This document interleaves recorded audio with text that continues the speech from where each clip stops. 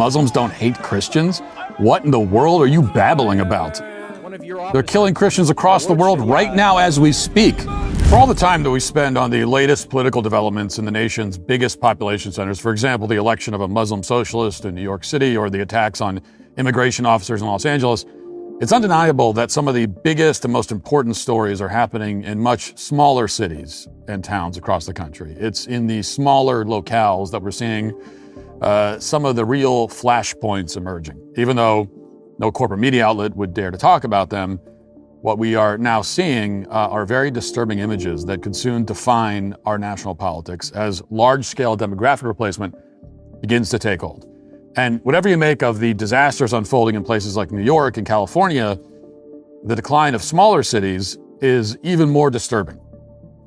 So consider Dearborn, Michigan, population just north of 100,000. If you were ranking American cities by population, Dearborn wouldn't even crack the top 300. But the population that Dearborn does have is highly significant. Dearborn currently has a larger portion of Muslims than any other city in the U.S. And it recently became the first Arab majority city in the country. Fully 55% of Dearborn's residents say they have Middle Eastern or North African ancestry, which explains why Dearborn boasts the largest mosque in the entire continent of North America. Now, Dearborn, as I've said so often on the show, is in every way an Islamic capital at this point. It is not an American city at all, except geographically. Dearborn has been conquered. And the few remaining Americans in Dearborn are now finding themselves surrounded by mobs of Muslims chanting Allah Akbar and telling them to leave the city. So this is footage that was taken by Nick Shirley, one of the few journalists who's willing to travel to Dearborn and report honestly about what he sees there. The footage shows Shirley attempting to interview an activist named Jake Lang, who was one of the pardoned January 6th defendants. But the interview doesn't go anywhere because at this point, Dearborn basically resembles Fallujah. Watch. I believe they're going to cancel the 6:30 City Hall meeting because everybody's chimping the out. They're chimping the out. I don't have bananas. Chill out. I don't have bananas. This is not America. This is an insurgency. They are taking over our country. They're taking over our country. They want us all dead. What's happening? Wow. This is Dearborn, Michigan right now. Yes, this is Dearborn, Michigan. Any racist is not welcome. No racists here. Now, that is a video that should be playing on repeat on every American news station. The president should have responded to this by now. It is footage that 25 years ago, everybody would have assumed came from Iraq or Afghanistan. So to be clear about what you just saw, if you're an American citizen and the mob of Muslims that controls Dearborn believes that you're racist, then you're not welcome in the city any longer. Your constitutional rights to freedom of expression are suspended. You'll be surrounded and hounded by mobs shouting Allah Akbar. And indeed, that is the official position of the government of Dearborn. It was just a few weeks ago, you may remember that the mayor of Dearborn, Abdullah Hamoud, publicly berated a Christian pastor, telling him he's not welcome in the city because of his views. This is the same mayor who, as we talked about yesterday, said he disavows the concept of assimilation. So this tactic of driving out Americans who disagree with the Islamization of the city extends not just to the mob, but to government officials in the city as well. So that's what makes this, among other things, a constitutional crisis. In an American city, no one, not even an alleged racist, quote unquote, should be surrounded, intimidated, and forced to leave for their speech. That's not something that should ever happen under any circumstance. It doesn't matter if he starts talking about bananas. It doesn't matter if he insults Muhammad. It doesn't matter if he burns a Quran. I don't agree with that. I wouldn't do it myself. But this is America. In this country, unlike the Muslim world, we have the freedom of speech, freedom of association. The Quran is not a sacred text that we protect by law. Muhammad is not a prophet whose name we revere in this country. This is America. But places like Dearborn don't look much like America anymore or act like it. Jake Lang, while holding a sign reading Americans Against Islamification, was also punched in the face on camera in Dearborn by someone who quickly ran away, very courageously. Watch. I'm a traitor! I'm a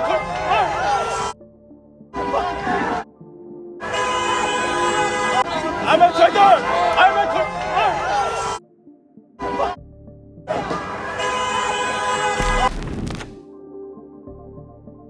That wimp just running away. He's like already running away while the punch is still in the air being thrown. He's already somehow running away. Now, as long as we're still prosecuting hate crimes in this country, why hasn't the federal government opened an investigation into that attack? That's a hate crime. He's protesting against Islamification, which is his right as an American citizen. I don't care how you feel about it. You don't have to like him or agree with his tactics. It can make you feel upset. It can make your tummy hurt that he's got a sign that says, we're against Islamification. Doesn't matter. Deal with it. He is well within his constitutional rights as an American. Well within them. He's expressing a view about a particular religion that he believes conflicts with his own beliefs. And for doing that, he was violently attacked in the middle of the street. It's a hate crime. So where's the DOJ that prosecuted Douglas Mackey for making a meme? Why aren't they all over this? Douglas Mackey was charged with violating Americans' right to vote by making a meme about Hillary Clinton somehow. Meanwhile, we have a clear attack on somebody engaging in First Amendment protected speech. And so far, it hasn't been a word about it from the DOJ. And by the way, this wasn't the only time that Lang was attacked in Dearborn, and others were attacked as well. The independent journalist Cam Higbee was pepper sprayed and assaulted after he attempted to defend a Christian protester in Dearborn. Watch. Why is he not welcome on a public sidewalk? Get the camera out of my face. Get that camera out of my face, or I'll take it from you, okay?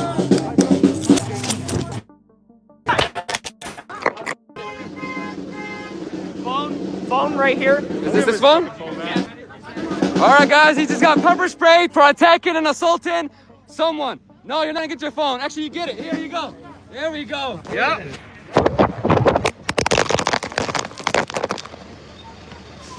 Come on in. You guys hang up here. No! No! I got his phone.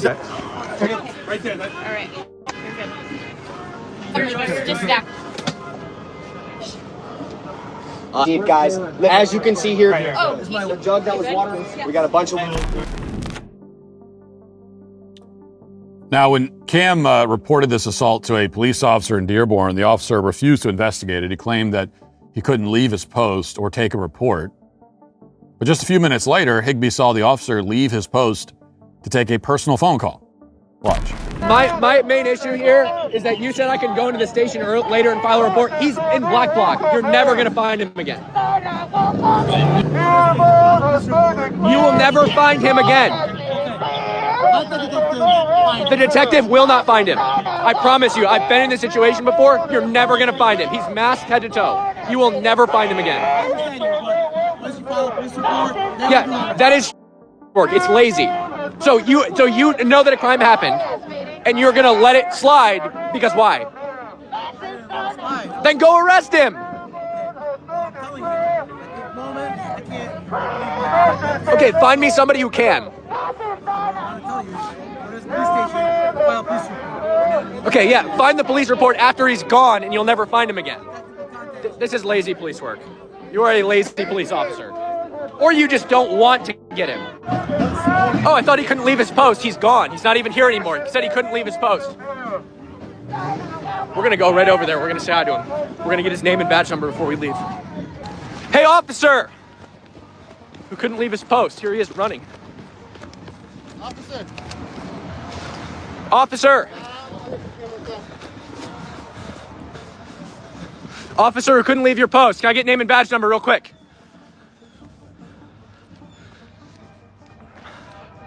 Officer, you said you couldn't leave your post a second ago. That was a lie. Can I get your name and badge number before I leave? Name? Okay, thank you. You can leave your post to take a personal phone call, but not to make an arrest, apparently. So he says that it's a lazy police work. I think he's being too kind to the officer. This is not laziness. It's just that most likely this officer agrees with the crime that took place. I mean, that's the only assumption you can make when you've got an actual crime takes place and you're saying to the police officer, hey, this crime just happened. The guy's right over there. And the officer says, yeah, well, nothing hit him. I can't leave this spot, sorry. The only rational assumption we can make is that, oh, well, you're okay with the crime. You're glad that it happened, and that's why you're not going to investigate it. So this is a systemic top-down assault on the civil liberties of Americans in Dearborn. When Americans are beaten in the street, police look the other way. You know, when Americans assemble outside the city council, they're surrounded and intimidated with chants of Allah Akbar. In America. I have to keep reminding you. This is in America. You'll have mobs surrounding you, chanting Allah Akbar. Now, it really doesn't matter what you think of Jake Lang or Cam Higbee. It doesn't matter if you think they're great people or horrible people. It doesn't matter if you think Cam Higbee is a good journalist or whether Jake Lang is a good activist.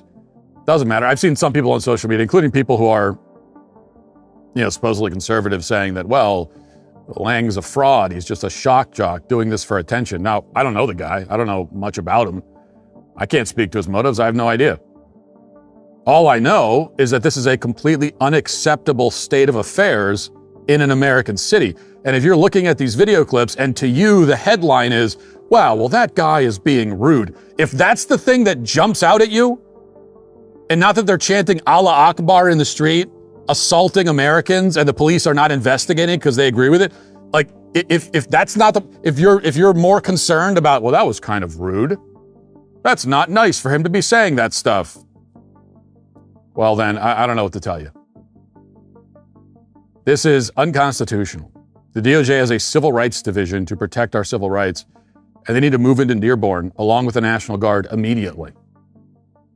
The city council meeting under heavy police guard did eventually take place. At the meeting, Lang offered these remarks, and I'm going to play them at some length, not because I agree with or endorse everything he says, but because the whole scene is important for you to see and to hear how the audience responds, see how the police responds.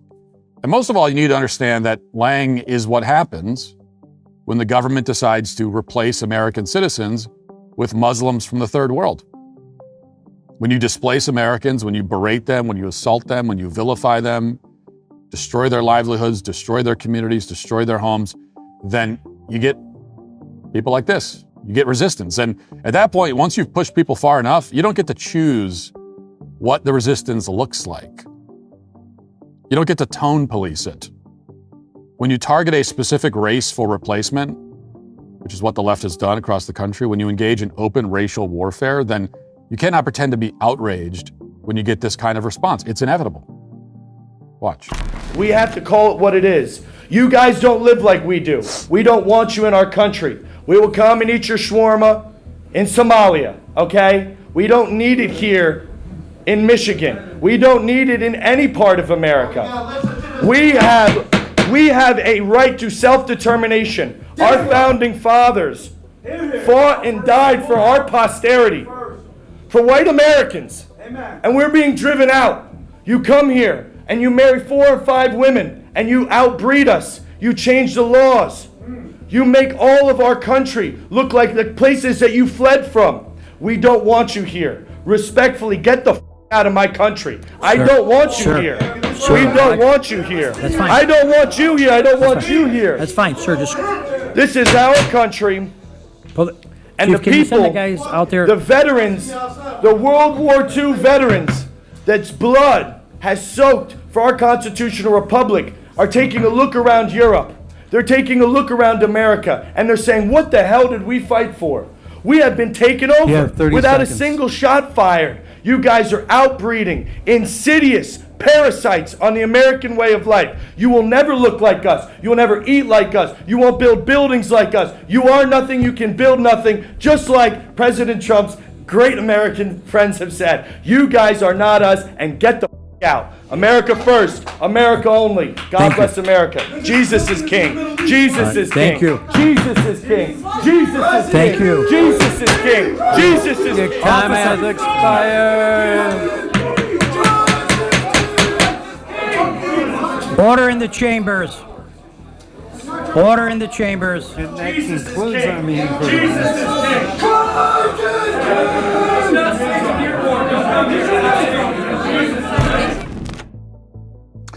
Well, this is what happens. Remember, it was at one of these city council meetings, as we mentioned a few weeks ago, that a pastor got up there, much more polite, very nice about it, very gentle in his approach. Didn't say anything racist, didn't say anything derogatory at all. And all he said is like, hey, why are we renaming the streets after these, these Muslim figures that have no significance to American culture? And what was he told by the mayor? He was told, you're not welcome here, get out. That's what the polite, nice people were told. And then, so when you respond that way to the polite, nice people, then you end up with that. That's what comes next. That's always what comes next. Now, if you're listening to the audio podcast, an entire line of police officers had to follow that guy out of the meeting. And as we'll see in a moment, to their credit, some of these officers accompanied him to his car as a mob of Muslims surrounded him outside. But before we get to that, we need to see a little more from this meeting. It was, I think we would probably say it was the most consequential, certainly the most interesting city council meeting in Dearborn's history, probably. Not that I've seen very many of them. So here's Cam Higbee, the journalist who was assaulted, and here's what he had to say. I asked them simply why they were harassing and touching another individual who had stated repeatedly that he was only on their side of the street to talk to them and have a dialogue. My phone was smashed. You can see the broken camera right there. They stole $50 out of my pocket, and they stole my microphone receiver. I went and I told one of your officers, badge number 3668, that this had happened. He told me there was nothing that could be done about it unless I went to the station. I told him, I can't go to the station. I'm working. I'm doing my job. He said, I'm working too. I said, yeah, and your job is to protect me and all of the people that are out here today. Okay? So we said that I could go into the station later. I told him, you're never going to catch the guy if I go into the station later. He's going to leave. He's dressed head to toe in black bloc. I filmed the whole thing, but he had a mask on his face. You'll never, ever get an opportunity to arrest that person ever again if you don't go and get him right now. He said, sir, I can't leave my post. 5 minutes later, I caught him in the parking lot on a personal phone call. Okay? Repeatedly today, I watched people that are in this room get attacked by other people that are in this room. One of my favorite quotes from the Prophet Muhammad: a woman's testimony is worth half that of a man's due to the deficiency of her mind. God created two sexes, one superior and one inferior. That's why your women wear hijabs, because they're inferior to men. That's why in most Muslim countries they can't leave their homes without permission of a male guardian. Is my time up? You have 30 seconds. You had 30 seconds. Oh, 30 seconds. Yeah, okay, ahead. great. Go ahead. Yeah, I think I shouldn't feel like a dhimmi in my country. That's what I feel like in Dearborn, Michigan. It doesn't feel like home. I feel like a dhimmi, a second-class citizen, which is what Christians are in the majority of Muslim countries. Dhimmis. Second-class citizens. And the policing in this city, that's exactly what happens. And I know rank-and-file officers in pretty much every city usually want to take care of these problems. You're the one giving the orders, Mr. Mayor. These guys definitely want to do something about them. They're business. Look at them. These guys are all business. Your orders. I'm done. Thank you. Thank you. Okay. Now, watching footage like this, and there's a lot more like it, you have to wonder, how much longer can the city of Dearborn continue to treat Americans like second-class citizens, as Cam Higbee says? I think that's a pretty fair summary of what happened. When you're assaulted and the police tell you to their face that they're not interested in investigating it. I mean, I'd say that's what it means to be a second-class citizen. How much longer can Americans tolerate this takeover of Dearborn, the hometown of Henry Ford and the Ford Motor Company? And what's going to happen when this escalates even further, which it obviously will? Now, make no mistake, the foreigners in Dearborn are not interested in peace at this point. One by one, Muslims stood up at this city council meeting to mock the Americans who complained. Here's one particularly sassy guy who made one of the dumbest arguments I've ever heard in my life. Watch. Bismillah ar-Rahman ar-Rahim, in the name of Allah, the most gracious, the most merciful. I just want to say a few things before I start. First of all, the word Sharia just means law. Saying Sharia law is saying law. So it seems like there's quite a large group of individuals here who are intellectually inept. And if that word is too big for them, intellectually inept, I'll say it again, they can Google it later. This is one of those gotchas that's extremely hard to watch without cringing uncontrollably. He really thinks this is some kind of devastating checkmate. It's like saying the Sahara Desert is a nonsense term because Sahara means desert in Arabic. It's the kind of statement you'd make if you're a really annoying person who desperately wants to avoid discussing anything meaningful, so you default to some incredibly dumb and annoying linguistic argument that's completely pedantic. I'm not even going to dispute his translation of Sharia, although I don't know, it's probably wrong. Maybe it's not. In this country, we use the term Sharia law as a shorthand for Islamic law, as opposed to actual functioning legal systems, ones that don't call for beheading when you leave the Islamic faith, for example. And this speaker knows that. He just wants to avoid the topic. And as the guy continued to speak, we quickly discover why he doesn't want to talk about substance. Watch.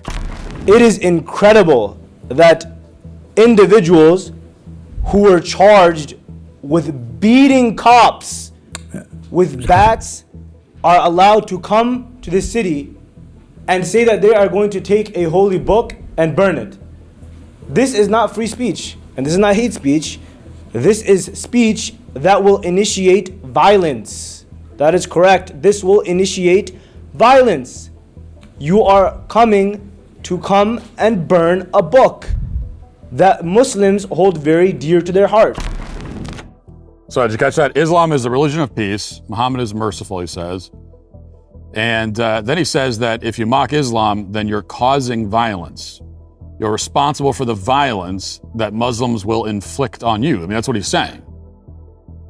You see how that works? They say, well, we're the religion of peace, but if you make fun of us, we'll assault you. So don't be violent by making fun of us, okay? Because you're going to cause us to be violent against you. Now, to be clear, it wasn't just Muslims who encouraged violence against Americans. Several members of Antifa-type groups also spoke. Watch. I'm part of the group BAM, By Any Means Necessary. Our full name is the Coalition to Defend Affirmative Action, Integration, Immigrant Rights, and Fight for Equality by Any Means Necessary.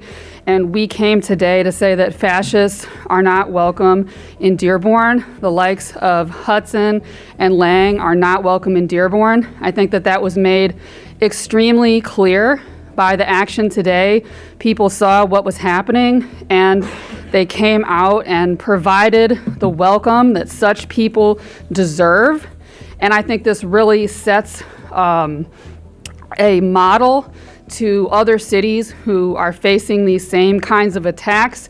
By the end of the march that I was on, they went from being maybe, I don't know, around 50 people to like 3 guys with a banner, because they had been scared away. And I think that is exactly the kind of action that is needed. And I think Dearborn really set the model for how to deal with these situations. So this masked activist saying her political opponent should be stopped by any means necessary is openly celebrating the fact that her political opponents were intimidated into silence. So this is an admission of a constitutional violation, which she should be prosecuted for. The fake nonprofit she belongs to, which Andy Ngo has extensively reported on, should be shut down. But of course, that probably won't happen. More than 2 months after the murder of Charlie Kirk, has a single leftist group like this been investigated, much less shut down? Well, this would be a pretty good place to start. For now, these terrorists are emboldened for obvious reasons. Another masked activist condemned the city council for failing to use law enforcement to shut down the protesters. Watch. Sorry, I'm standing here today in solidarity with several members of our community that are here and who attended our march to condemn Anthony Hudson, Jake Lang, and their fascist supporters, and also to condemn this council's poor, abysmal attempts to protect them. The police outside, they did nothing to really disperse the crowd of fascists. All they did was protect them, and that is wrong. Now, as a result of these kinds of threatening statements, as well as the actual violence that was on display, Jake Lang and Cam Higbee requested a police escort out of the meeting. They asked a police officer to accompany them to their cars. Unfortunately, the officer agreed. Not that it should have been necessary to ask in the first place. And even with the officers there, a few people tried to harass them anyway. At this rate, it's only a matter of time until the violence escalates. Everybody knows that. And no sane or decent person wants that to happen. Antifa wants that to happen. But the last thing that a sane or decent person wants in America is violence. But the problem is you cannot work to undermine American identity and national sovereignty and scold and castigate and condemn every American who objects and tell them to leave town, especially tell the nice ones to leave town, and then be surprised when the whole situation devolves into chaos. Now, the only solution, the only way to prevent the chaos is to return American cities to Americans, to return America to Americans. It's the only possible solution here. It's the only one that can work. But at the moment, for whatever reason, some prominent figures who claim to be on the right are actually training their fire on the people who are protesting the Muslim takeover of Dearborn rather than the Muslim foreigners themselves.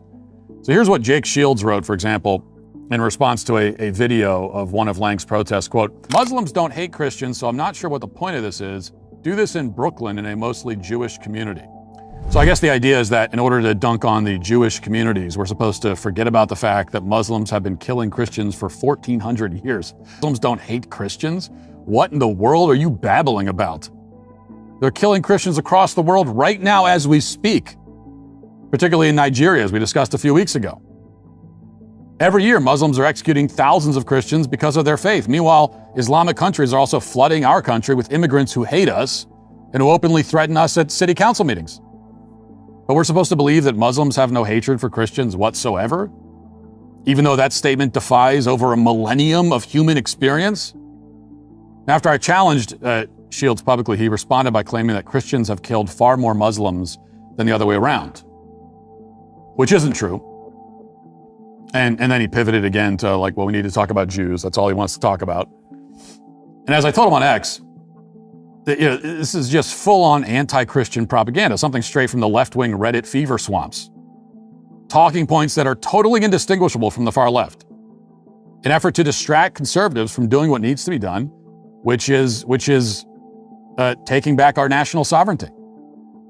And we can't fall for it. I mean, there are some people ostensibly on the right for whom, hating Israel is literally the only issue that matters, the only one. They would happily let our country succumb to a third world invasion if it meant we would have more people here who don't like Israel. So Israel first from the other direction, as I pointed out many times. When Mary said, "Let it be done to me according to your word" in Luke 1:38, she said yes to God's plan. Despite the uncertainty, the risk, and the sacrifice ahead, that single yes brought Jesus into the world. Today, mothers across the country face their own life-changing moment when they see their baby on an ultrasound screen.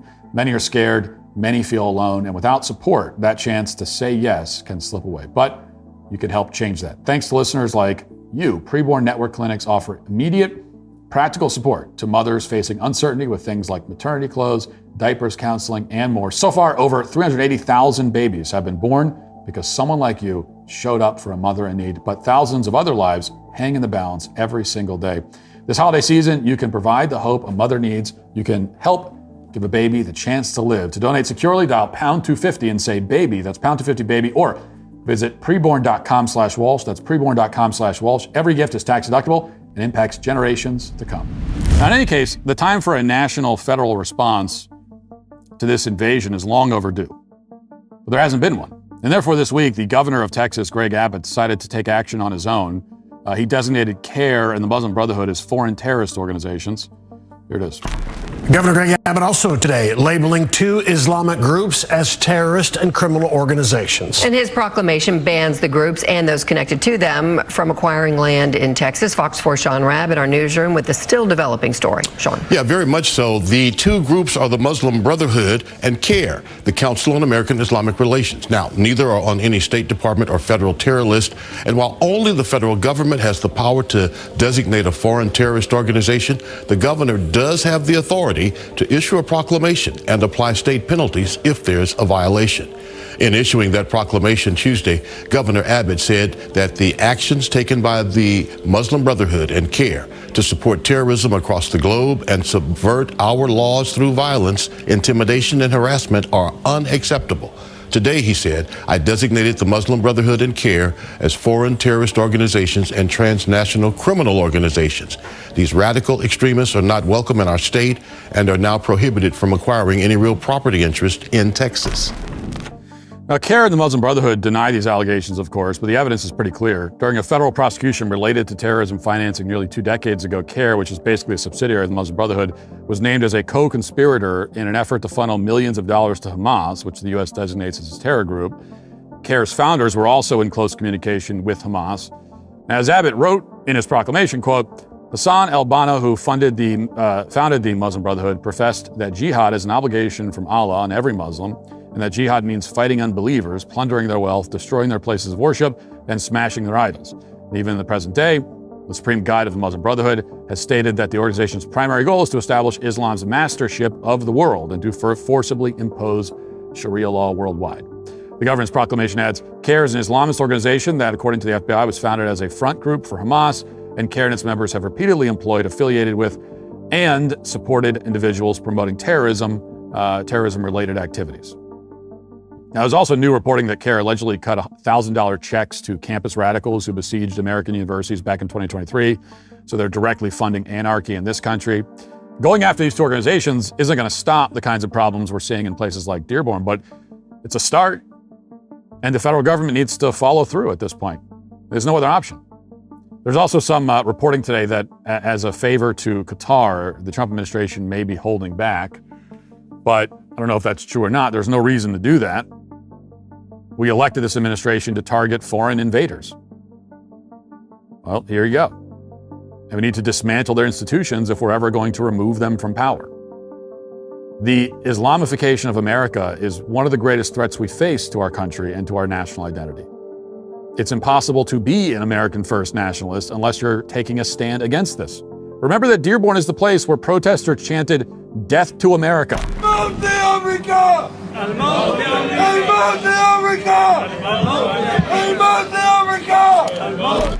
Again, you're not America first if you align with people who literally chant death to America. I mean, opposing those who want to see the death of our country explicitly is about the lowest possible bar for America first. We need to protect and preserve our country, and we elected this administration to do exactly that, to represent our country to the exclusion of every other.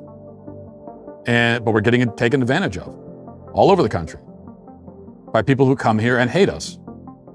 It's not just happening in Dearborn. City Journal just published an article on the extent of Somali Muslim fraud in Minnesota, which is far worse than anyone realized. They're not just stealing our money with various welfare schemes, they're also using that money to fund Islamic militants and terrorists. Quote, a source described the close links between the Somali American community in Minnesota and Islamic terror groups abroad.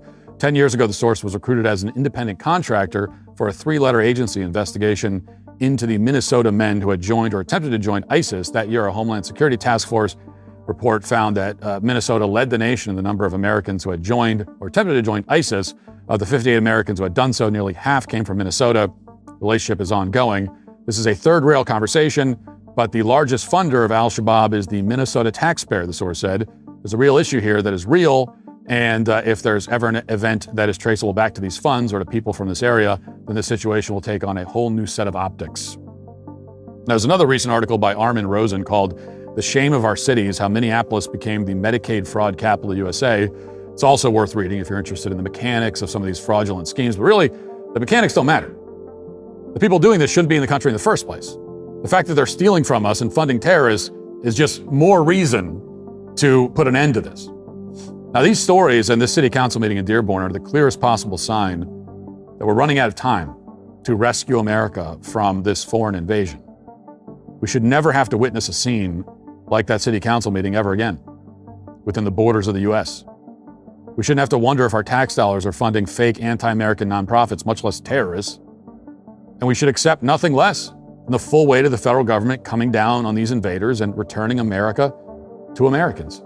Hey, YouTube, thanks for listening to the show. If you'd like access to my full show with no ads, you should go to dailywire.com and use promo code Walsh to get 2 months free on all annual plans. See you there.